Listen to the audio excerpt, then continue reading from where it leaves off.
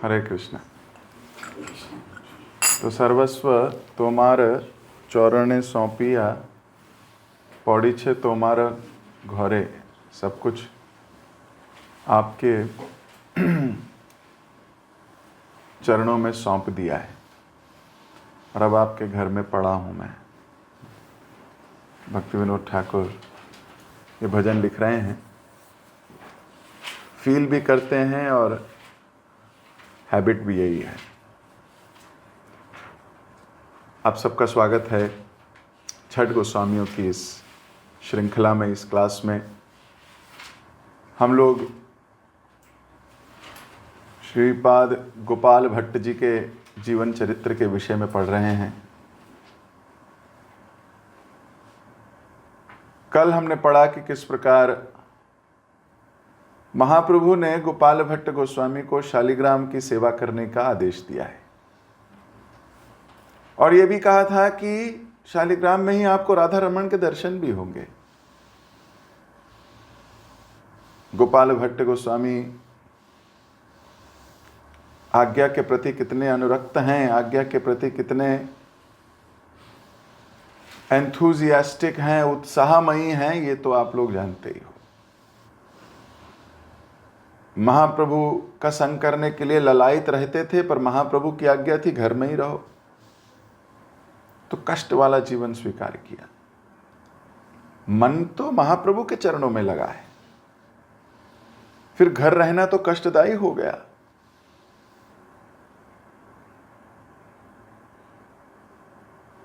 मन तो कर रहा है तुरंत भाग जाऊं, लेकिन आज्ञा है यहीं रहो, तो कष्ट कहां है? कष्ट तो घर में है।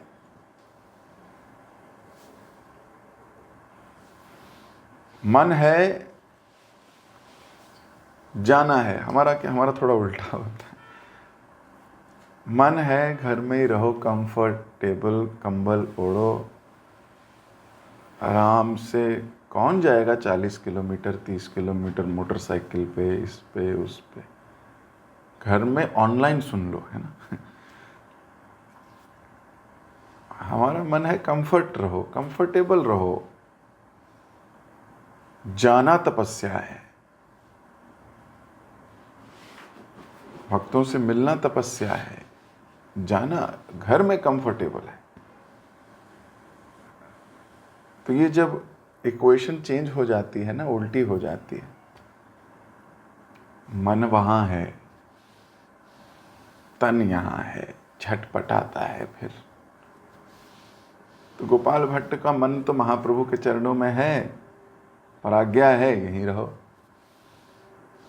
वहीं रहे, तपस्या करते रहे। 20 साल हो गए तपस्या करते करते, फिर माता पिता का देहावसान हुआ। फिर भागना चाहते थे नीलाचल, लेकिन आज्ञा नीलाचल की है नहीं, आज्ञा तो वृंदावन की है। तो वृंदावन जाने का मन कहाँ है इनका? हमें नहीं जाना है, लेकिन आज्ञा है, जाना है। तो कई बार लोगों का मन बड़ा होता है वृंदावन जाने का, लेकिन आज्ञा होती है नहीं जाओ, तो बेचारे छटपटाते हैं, वृंदावन जाने को मना कर दिया। बताओ ये कैसे हैं, ये कौन से शास्त्र में लिखा है? बताओ बताओ। शास्त्र में नहीं लिखा, प्रेम के शास्त्र में लिखा है। भक्ति के शास्त्र में हो सकता है गुदा हुआ ना हो ये,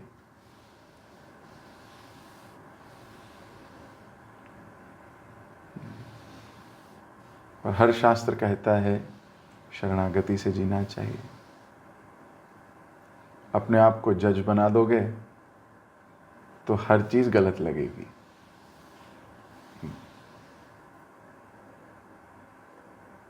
मैं तो बहुत आगे बढ़ना चाहता था, मुझे बढ़ने नहीं दिया।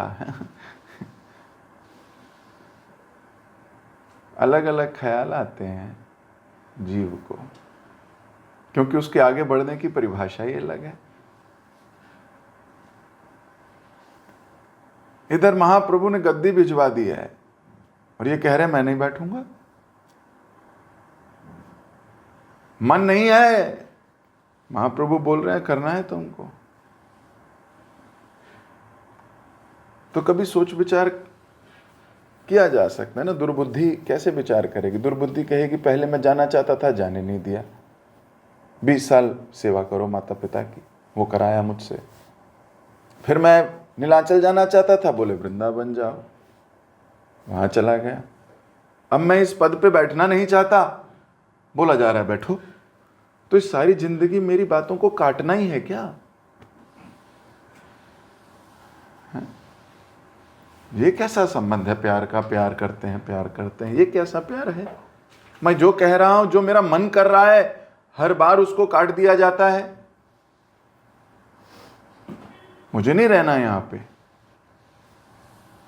अरे कोई मेरी बात तो मानो। ये तो एक तरफा प्यार हो गया। मतलब कुछ भी कह देंगे, मतलब कुछ भी कह दो। ऐसी दुर्बुद्धि विचार करती है। और वहीं जो भक्त होगा वो क्या कहेगा? वाह। वास्तव में असली ख्याति भी यही है। असली ख्याति अपनी मनवाकर नहीं होती, मानकर होती है। असली ख्याति, असली यश तो यही है कि कोई गुरु की आज्ञा के आगे अपनी आज्ञा को या अपने मन की आज्ञा को बहुत छोटा कर दे। यहां उसकी ख्याति है, यहां उसका यश है। पर ये इतनी सी बात मन समझा नहीं पाता। इतनी सी बात है, लेकिन मन उसको झंझोड़ देता है, मन करने नहीं देता। ये आचार्यगण इतनी सी बात को समझ चुके हैं बस। जो हम कह तो पा रहे हैं, पर हम खुद नहीं समझ पा रहे। बात छोटी सी है। अभी भी हमारा मन करता है, नहीं नहीं जी मैं नहीं मानता इतनी सारी बात, तो अपना ही करूंगा जो मैं चाहता हूं। मेरे को तो जी अभी सब जगह आ सकती है, मुझे तो अभी सब कुछ करना है जी। मैं तो जी अभी ये भी करूंगा, ये भी करूंगा, ये भी करूंगा। मेरा मन मानता नहीं है। तो आपने मन को इतना बड़ा किया हुआ है। क्यों नहीं किसी एक दिन हम ऐसी शरणागति का टेस्ट लेके देखते हैं? ये दिव्य आनंद है। महाप्रभु ने कहा है शालिग्राम की सेवा करो। अरे मन तो राधा रमन की सेवा करने का है, और महाप्रभु ने बोला है शालिग्राम की सेवा करो। अरे जाके ले आऊंगा मैं राधा रमन को मार्केट से एक डीटीज। लेकिन महाप्रभु ने बोला नहीं, अरे कुछ तो मान लो मेरी बात। मैं कोई और थोड़ी कह रहा हूं, भगवान की सेवा करने को ही तो कह रहा हूं मैं प्रभु जी, मेरे प्यारे महाप्रभु जी। है ना? ऐसा भी तो बोल सकते थे वो कि मेरा मन है राधा रमन की सेवा करने का। तो महाप्रभु ने बोला हाँ हाँ बहुत अच्छी बात है, शालिग्राम की सेवा करो। अब शालिग्राम का तो कोई रूप नहीं है ऐसे जिसमें हाथ हो पैर हो। अब महाप्रभु ने कहा है शालिग्राम की सेवा करने का, तो जी शालिग्राम की सेवा करनी चाहिए। मतलब एक सेकंड के लिए भी ये भाव नहीं आए कि मेरी मन की क्यों नहीं हो रही यहां पे।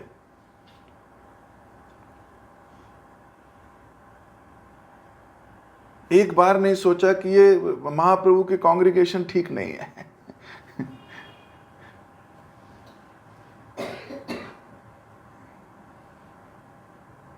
मेरी बात ही नहीं मानते हैं। आपको पता है मैंने 20 साल बर्बाद कर दिए। ऐसे किसी से मिलके बोला भी नहीं उन्होंने। पता है मैं तो 20 साल पहले जुड़ जाता। ये तो महाप्रभु ने आज्ञा दे दी घर में रहो, नहीं तो कितना आगे होता मैं तुम लोगों से अभी। ऐसा कोई गंदा विचार नहीं है। केवल जो लिखा है वो मत पढ़िए, जो नहीं लिखा है उसे भी समझने का प्रयास कीजिए।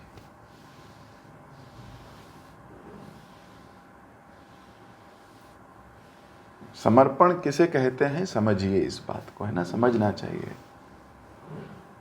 कोई तर्क नहीं है, कोई वितर्क नहीं है। 20 साल पहले वाले लोग भी महाप्रभु का संग करते थे, ये भी संग करते।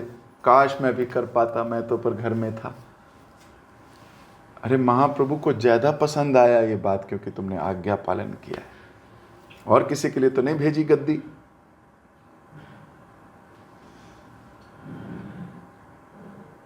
ये ओबीडियंस जो है ना, और वॉलंटरली ओबीडियंस जो है, मतलब जबरदस्ती वाली ओबीडियंस नहीं कि मन मार के कर रहे हैं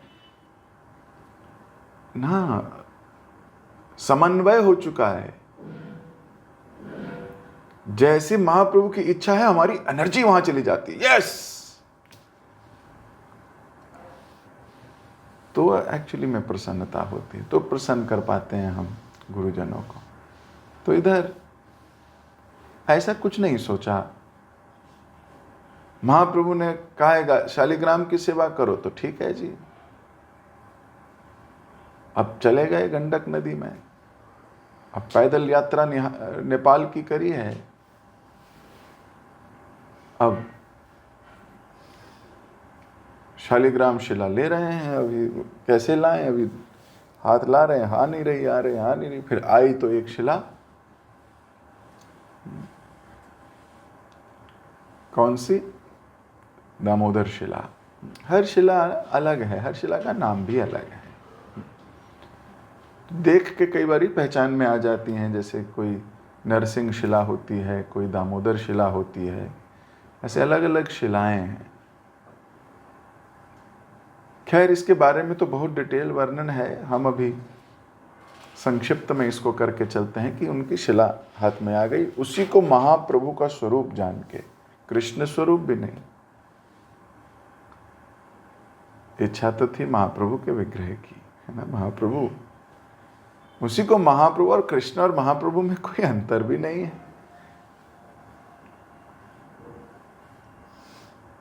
जो सोचता है वो अपराध करता है। जय गौर से कृष्ण से जगन्नाथ, इनमें कोई भेद नहीं है। भेद तो हमारी बुद्धि का है बस, हमारे अज्ञान का है बस। तो शालिग्राम शिला ले आए, 11 और शिला ली। कहा जाता है जहां 12 शालिग्राम शिला होती हैं, वहां 20 किलोमीटर तक का रेडियस धाम बन जाता है। तो बड़े पावर है शालिग्राम में। तो ये 12 शालिग्राम शिला लेके, वैसे भी ये तो धाम में ही आए हैं वृंदावन। अधिकांश समय शालिग्राम की प्रेममयी सेवा में व्यतीत करते थे। शालिग्राम को एक पिटारे में रखते थे, और पिटारी जो थी वट वृक्ष से लगाकर शालिग्राम को झुलाते थे, झूला भी झुलाते थे। झूला देख के तो हमारा ही मन करता है झूला झूलने का, सच्ची बात है। भक्त देखो खुद के लिए नहीं करते, भगवान के लिए करते। मन करता है अच्छे से ड्रेसअप होने का, तो वो भगवान की ड्रेसिंग शुरू कर देते। मन करता है कुछ अच्छा खाने का, तो वो भगवान को खिलाना शुरू कर देते हैं। मन करता है झूला झूलने का, तो भगवान को झुलाते हैं। अपने मन को भगवान की तरफ मोड़ा है। धीरे धीरे धीरे धीरे, अगर आपने पहले जबरदस्ती भी किया, तो धीरे धीरे धीरे धीरे, और साथ में श्रवण कीर्तन के जल से सींचते रहेंगे, तो स्वाभाविक भी हो जाएगा। मोड़िए अपने आप को, अपनी हर एक्टिविटी को कृष्ण की तरफ। उन्हें विश्वास था कि महाप्रभु के वचन सत्य होंगे। एक दिन शालिग्राम में से राधा रमन जी जरूर प्रकट होंगे।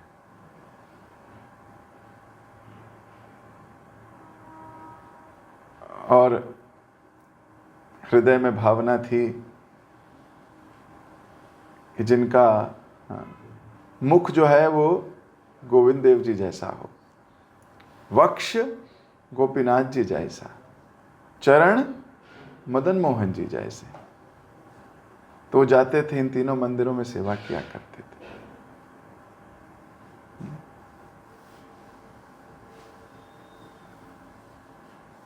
तो एक बार क्या हुआ कि एक धनी यात्री वृंदावन के सभी ठाकुरों के लिए आभूषण और वस्त्र प्रदान करने के लिए पहुंचा। मन ही मन सोचने लगे, गोपाल भट्ट गोस्वामी की इस कपड़े तो ला रहा है, पर हमारे ठाकुर जी के तो हाथ पैर नहीं है। अगर हाथ पैर होते तो वो भी अन्य देवालयों के ठाकुरों के जैसे उनका श्रृंगार सुख देख पाते, कर पाते। हमारे शालिग्राम जी के तो हाथ पैर नहीं है। अगर होते तो मैं भी सजाता उनको, मैं भी मुकुट पहनाता, मैं भी कपड़े पहनाता, मैं भी उनका श्रृंगार करता। पर ठाकुर जी के हमारे तो हाथ पैर नहीं है। तभी वैशाख की पूर्णिमा के दिन प्रातः जब वे पिटारी खोलकर शालिग्राम जी की सेवा करने जा रहे थे, उन्होंने देखा कि वही शालिग्राम जिन्हें उन्हें सबसे पहले गंडक नदी से प्राप्त किया था, पिटारी खोलते ही वो नयन अभिराम मूर्ति शालिग्राम से राधा रमन के रूप में प्रकट हो चुकी थी।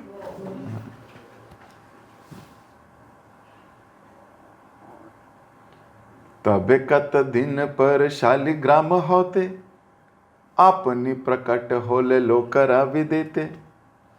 राधा रमन जी की आकृति ठीक वैसी थी जैसी उन्होंने भावनाओं में देखी थी। उनका मुखार बिंद गोविंद देव जी जैसा था, वक्ष स्थल गोपीनाथ जी जैसा और चरण मदन मोहन जी जैसे। गोपाल भट्ट जी के आनंद की कोई सीमा नहीं रही। आप सोचिए, वो शालिग्राम खुल के राधा रमन जी निकल आए। वैष्णवेर इच्छा पूर्ण होए। भक्तों की इच्छा पूरी होती है, लेकिन पहले इतनी प्योरिटी तो लाएं। ऐसी शरणागति तो हो कि मन में गंदे विचार ही ना आए। अभी हमने सुना कि कैसी गोपाल भट्ट जी के मन में कई बेकार विचार आ सकते थे, कई नेगेटिव विचार आ सकते थे, महाप्रभु के प्रति श्रद्धा कम हो सकती थी, लेकिन ये इतने पवित्र हैं। शरणागति की हर परीक्षा पार करी है। भक्ति विनोद ठाकुर लिखते हैं, छडंग शरणागति होई बेजहार, तार प्रार्थना सुने नंद कुमार। तो जिसके शरणागति की कोटि कसौटी इतनी ऊंची, इतनी खरी है, उसकी प्रार्थना भगवान टाल ही नहीं सकते। जिसकी शरणागति इतनी हाई क्वालिटी है, इतनी क्वालिटेटिव है, उसकी प्रार्थना कैसे अस्वीकार कर दें ठाकुर जी। भक्त का मन है शालिग्राम में से राधा रमन प्रकट होंगे तो बिल्कुल प्रकट होंगे। क्यों? क्योंकि शरणागति टाइट है, शरणागति अच्छी है, कोई बदबू नहीं है, कोई मिलावट नहीं है, सिर्फ हां है, सिर्फ हां। महाप्रभु की आज्ञा कैसी भी हो, कितनी भी टाइट प्रतीत होती हो, लेकिन उत्साह है। हम भी कई बार संसार में सोचते हैं कि हमारे प्रति भी ऐसा ही भाव होना चाहिए, हमारे गुरुदेव का या भगवान का, लेकिन हमारी शरणागति में इतनी टाइट नहीं है। हमारे तो प्रश्न ही बहुत हैं, डाउट ही बहुत हैं। फिर कैसे आपके प्रति ऐसा प्रेम भगवान क्यों दें हमें, बताओ। Why will Krishna give me?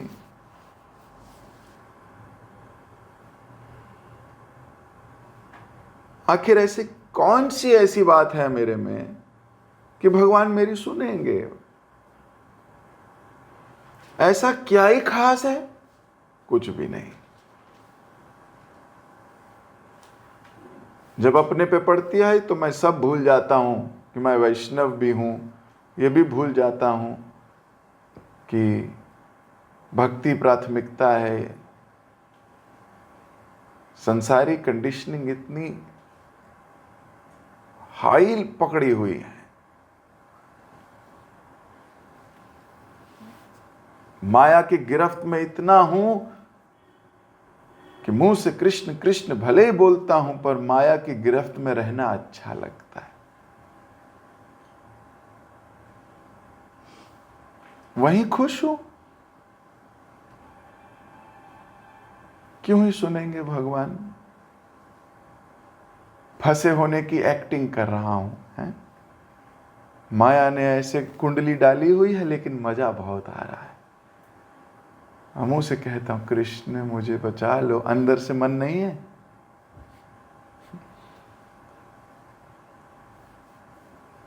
अंदर से तो मन है ना भोगने का।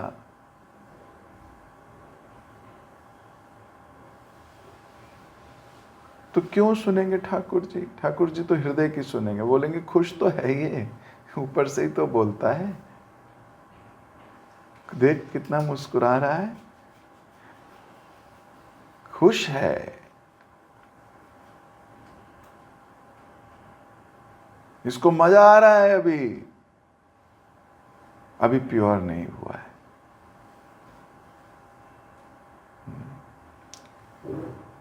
लेकिन अगर हमारी पवित्रता बढ़ गई, अगर हमारी शुद्धता बढ़ गई,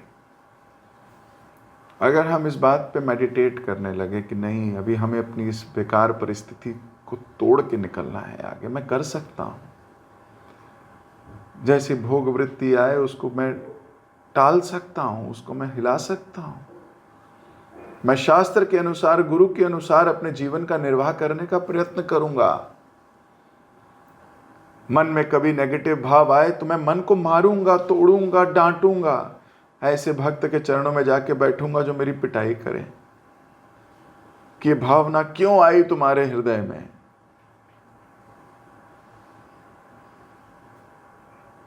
पर मैं सुधरूंगा। जब ऐसा होगा तो शालिग्राम में से राधा रमन क्यों नहीं प्रकट होंगे? तो भगवान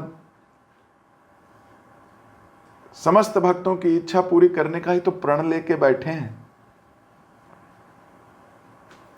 गोपाल भट्ट ने जब देखा कि वो नयन अभिराम मूर्ति श्री श्री राधा रमन जी प्रकट हो चुके हैं, अपने भक्तों की सारी बाधा हरण करते हैं ये राधा रमन।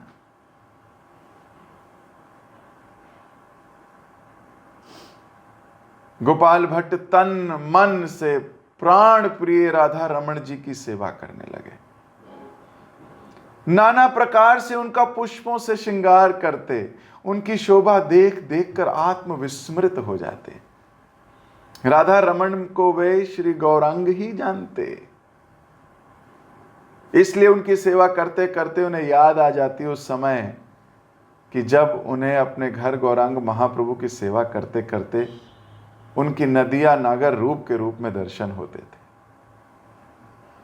सेवा तो राधा रमन की कर रहे हैं, लेकिन उनमें गौरांग महाप्रभु को देखा करते थे।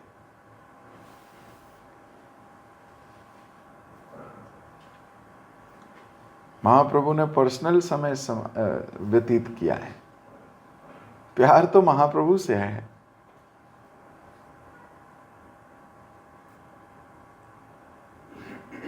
वे उनके उस भुवन मोहन रूप को याद कर धैर्य खो बैठते और प्रेम अश्रुओं से अपने मुख और वक्ष को सिक्त करते हुए राधा रमन की ओर निहारने लगते।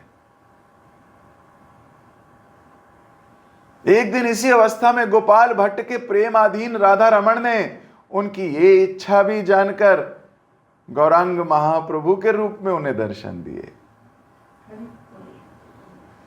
हाई अविवल भासे नेत्र न धराए, धन धन राधा रमन पाने चाय। गोपालेर प्रेमाधीन श्री राधा रमन, गौर सुंदर मूर्ति होइला से ही क्षण। उसी क्षण गौरांग महाप्रभु की मूर्ति में प्रकट हुए।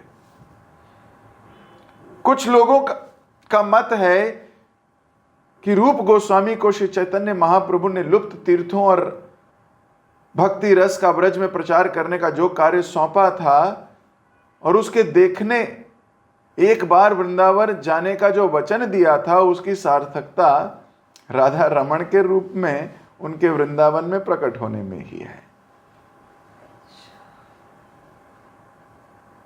जो महाप्रभु ने कहा था मैं आऊंगा, तो वो राधा रमण के रूप में आए वृंदावन। कुछ लोगों का यह भी मत है।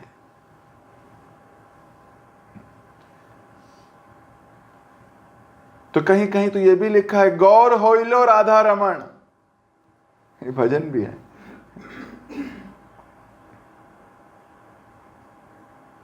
गौर होइलो राधा रमण।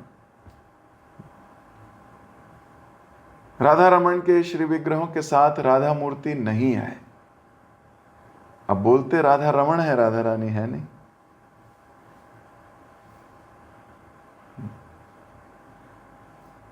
इससे भी श्री गौरांग महाप्रभु के राधा रमण के रूप में प्रकट होने की पुष्टि होती है, क्योंकि श्री गौरांग राधा कृष्ण के मिलित विग्रह माने जाते हैं। श्री कृष्ण चैतन्य, राधा कृष्ण नहीं अन्य। तो एक ही विग्रह में राधा रानी और कृष्ण, उनको बोलते हैं गौरांग महाप्रभु। तो वहां पर भी वो अकेले ही हैं राधा रमण के रूप में, तो गौरांग महाप्रभु ही है।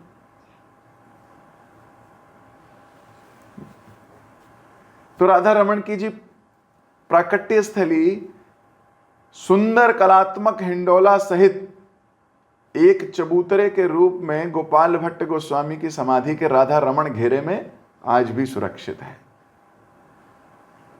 राधा रमण जी का जो पहला मंदिर बना, वो दिल्ली के एक वैश्य परिवार ने बनवाया था। उसका कई बार संस्कार हुआ। नए वर्तमान मंदिर का निर्माण लखनऊ के श्री शाह कुंदन लाल जी आज से लगभग 110 या 150 वर्ष पूर्व, मान लो 150 वर्ष पहले किया गया। वृंदावन में रहकर श्री गोपाल भट्ट गोस्वामी ने जिस प्रकार वृंदावन की दिव्य माधुरी का आस्वादन किया, उसका उल्लेख तो कई भक्तों ने किया है। सारी परंपराओं ने गोपाल भट्ट गोस्वामी जी का यह भाव व्यक्त किया है।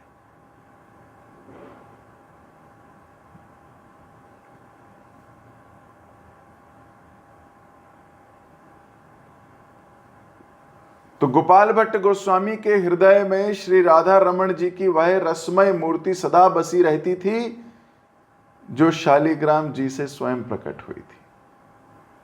बड़े अनुराग के साथ राधा रमण जी का श्रृंगार और भोग राग की सेवा में वो तल्लीन रहते थे। उनकी सेवा की तो संसार भर में ख्याति थी।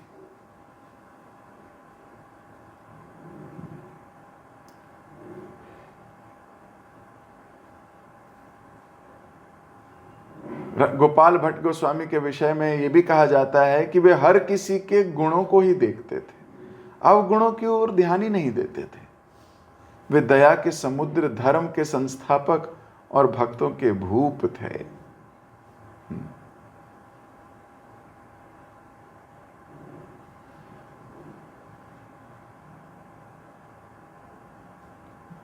जियो जिन पायो सिद्ध भय रस रूप, गुण ही को लेत जीव अन गुण त्याग देत।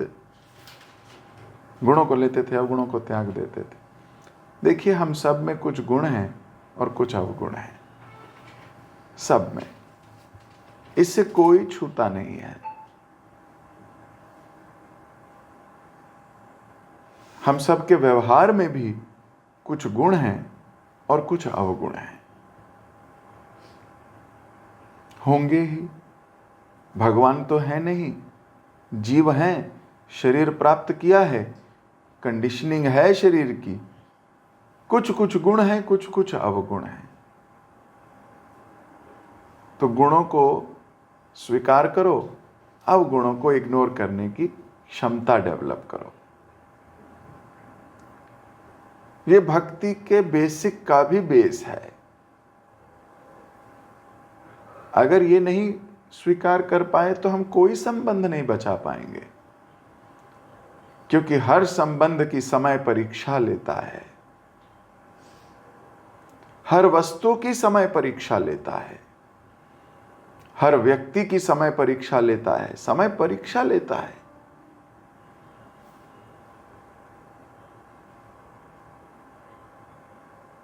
संबंध भी हम तभी बचा पाते हैं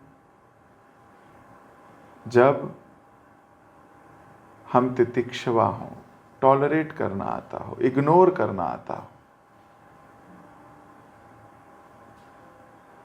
कई संतों ने तो एक नया मंत्र भी इजाद किया है, रिश्ते बचाने का मंत्र। मालूम है आपको? ओम इग्नोराय नमः। ठीक है, ठीक है, ये नया मंत्र है, कलयुगी मंत्र है। ये रिश्ते बचाने का प्रमुख मंत्र है। क्या? उनको इग्नोर नहीं करना, उनकी गलतियों को, उनकी बातों को इग्नोर करना। ज़्यादा दिल नहीं लगाना, ज़्यादा दिमाग नहीं लगाना। जहाँ ज़्यादा दिमाग लगा दोगे आप बातों पे, वहाँ टूट जाओगे, वही सोचते रहोगे।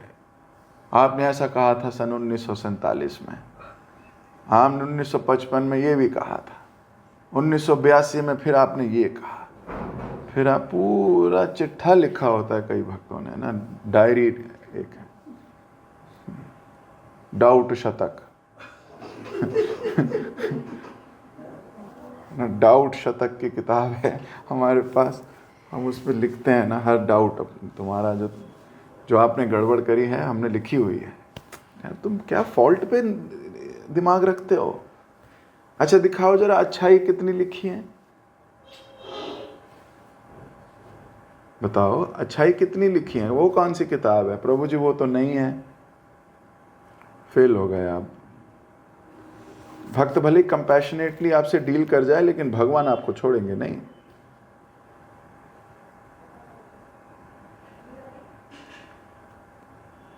नो डाउट शतक, इग्नोर करो, टॉलरेट करो। हर व्यक्ति में कुछ अवगुण है,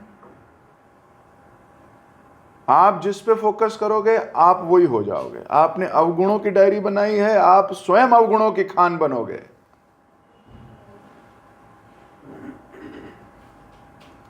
आपने गुणों के ऊपर मेडिटेट किया है, आप गुणों की खान बनोगे। सच्ची बात है, ये मेरी बात नहीं है, शास्त्र अनुमोदित बात है। You will become what you focus on.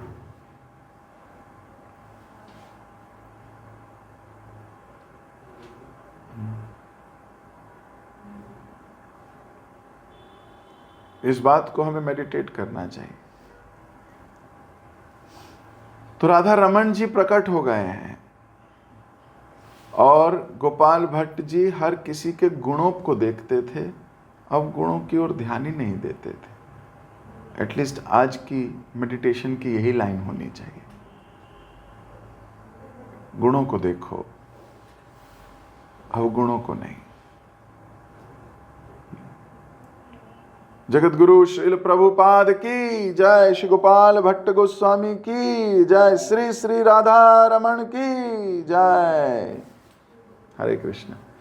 किसी भक्त का कोई प्रश्न, कोई टीका, कोई टिप्पणी?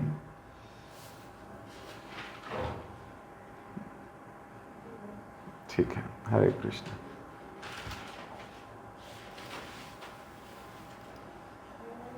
हरे कृष्ण प्रभु जी, दंडवत प्रणाम। थैंक यू सो मच प्रभु जी, बहुत सुंदर क्लास के लिए। आज की क्लास में आपने बहुत सारे लर्निंग बताए जो मेरे पे भी लागू होता है काफी सारे। जैसे आपने पहले बताया कि हमारा मन तो यही कहता है कि घर पे रह के भक्ति करने का, क्योंकि कंफर्ट जोन में रह के भक्ति करने में थोड़ा आनंद आता है। अगर हमें कहीं जाना पड़ जाता है तो हमें उसमें कष्ट होता है। पर यहाँ पे आपने ये बताया कि गोपाल भट्ट गोस्वामी, उनका मन है महाप्रभु से मिलने का, बाहर जाने का, और उनको आज्ञा मिला है वृंदावन रहो और वहाँ पे शालिग्राम का सेवा करो और वो गद्दी पे बैठो। तो उनका मन है तो महाप्रभु से मिलने का। इसमें आपने ये बताया कि असली यश तो वही है, अपने बाप को मनवाना नहीं है, आज्ञा मानने का होता है। बस इतनी सी बात को हमें मन को समझाना है, तभी हम शरणागति का असली टेस्ट ले पाएंगे। गुरु की मन के साथ अपना मन का समन्वय बनाना है। और आपने ये बताया कि गोपाल भट्ट गोस्वामी की इच्छा था कि शालिग्राम से राधा रमन जी का प्रकट हो, तो भक्त की इच्छा पूर्ण के लिए भगवान भी उसको पूरी कर देते हैं। तो भगवान एक दिन और शालिग्राम से राधा रमन जी प्रकट किए। तो इसमें आपने ये बताया कि इच्छा उन्हीं की पूरी किया जाएगा जिनका शरणागति हाई लेवल का, बिना डाउट के। तो हम तो माया में फंसे हुए हैं और हमें माया में फंस के ही मजा आ रहा है। तो अगर इतने चीज मिल रहा है, हमें इतने सारे चीज जो मिल रहा है हमें भोगने के लिए, तो उसी में हम फंसे हैं, उसी में मजा आ रहा है। ऊपर से हम भक्ति तो कर रहे हैं, पर हम मजे तो संसार की वस्तु से ले रहे हैं। और आपने ये बताया कि हम सब में कुछ ना कुछ गुण भी है, अवगुण भी है। तो गुणों को हमें स्वीकार करना है, अवगुणों को त्यागने का प्रयास करना है। तो इसमें ये भी बताया कि कई बार हम रिश्ते बचाने के लिए हमें अपने बताया कि रिश्ते बचाने के लिए कलयुग में मंत्र दिया ओम जी पुनराय नमः। जब तक मन में डाउट रखेंगे रिश्ता बिगड़ जाएंगे। तो हम जिस पे फोकस करते हैं वही हम बन जाएंगे। तो हमें गुणों पे फोकस करना है तो गुण बढ़ जाएगा, अब गुण पे फोकस करेंगे तो अब गुण बढ़ जाएगा। थैंक यू सो मच प्रभु जी, बहुत सुंदर क्लास के लिए। अभी हम सबको भी धन्यवाद अपने प्रेम को श्रवण करने के लिए। हम प्रभु जी का धन्यवाद करेंगे एक बार। हरे कृष्ण कृष्ण कृष्ण हरे हरे, हरे राम श्रीमती